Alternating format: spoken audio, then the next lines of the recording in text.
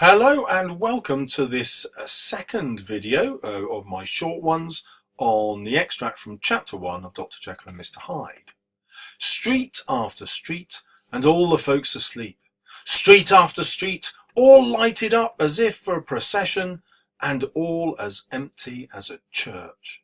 Till at last I got into that state of mind when a man listens and listens and begins to long for the sight of a policeman.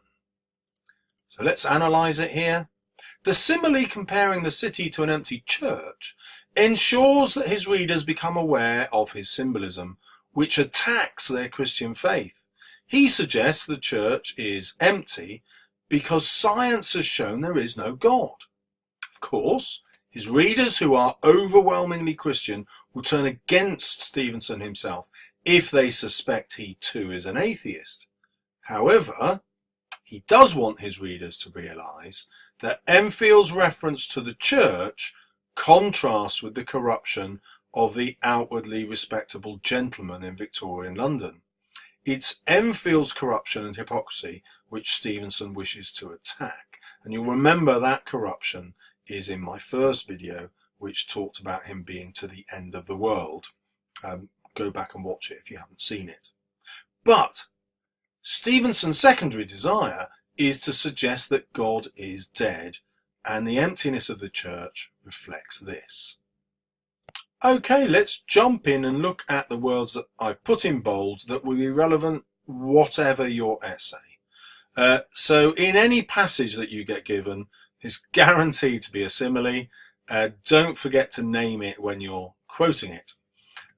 You will always want to talk about symbolism. That puts you into the top grade boundaries, and every description in the novel is symbolic, okay? So you will always be able to say this is symbolic of something else. Because there is always a Christian setting, you will always be able to deal with the context marks in this question by referencing the Christian faith or Christian belief. And then you will always be able to delve into the author's purpose and point of view by contrasting the Christian faith with the debate about science, which of course is what this whole novella is about, and the scientific experiments that create this apparently evil being, Hyde. Having a reference to God is another way of talking about Christianity, and it will always be relevant to introduce the idea that Stevenson is an atheist, because that allows you to interpret the novella as a whole as a way of disproving the existence of God or attacking the existence of God. You will always be able to mention Victorian London because that's where he actually sets the novel, and again it's an easy way to show the examiner you're including context. But you don't just say it's Victorian London. This will always be linked to the hypocrisy of middle-class men. So there you go, more vocabulary that you will always be able to use.